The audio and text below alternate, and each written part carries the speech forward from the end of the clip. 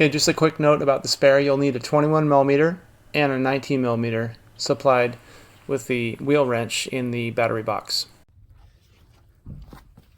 Hey there, I'm going to try to give you a tip and trick technique on how to get the hubcaps off without messing them up. So I have to take them off to torque the wheels once in a while, and particularly in the beginning when the wheel's new, it has paint on there that kind of wears off slightly a bit when you're driving, so it needs to be checked initially, and then I'm going to go ahead and show you how I try to put them back on. First of all, you want everything that's hard and able to damage it well away from the hubcap. So I made this special tool for you with the rubber piece here, real soft, and then the part that you want to put behind the edge. And you can wedge it between near one of the, there's little divots, 3 of them, that hold it on there. You'll see after it gets put on there. I can actually bring the camera over and show you real quickly what I'm doing here.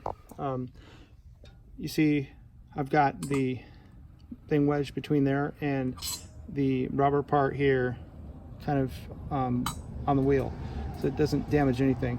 So then you got to give it a firm pop, and you just got to pop it off like that. And the thing is, you don't want it to really hit anything that's going to damage the front. So these don't stay perfect real long because of that, but you can get new ones, and I can show you where to get them. They're pretty cheap. They're, you know, about 10 bucks a piece or something like that, maybe 20 bucks a piece at the most. So I'm going to check the nuts, and then we'll put it back.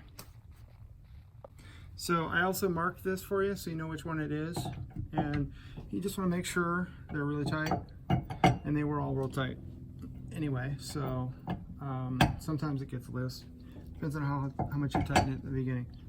So that's done, and to put it back, you've got 3 things to get over, 2 of them which will easily snap, but then you got to get the 3rd. So I would use an open hand like this and just smack it as gently and as firmly as possible, if that makes sense. And you got to just try to hit it with a motion that goes outward with your hand, and it kind of grips it a little bit and makes it snap back in place. So you see it's fully engaged, and it should be really tight. So it's nice. That's good. That's all you need to know to be able to change the spare and get these off. You just basically need this tool, and you got to be able to pop this off with the tool that you got here, and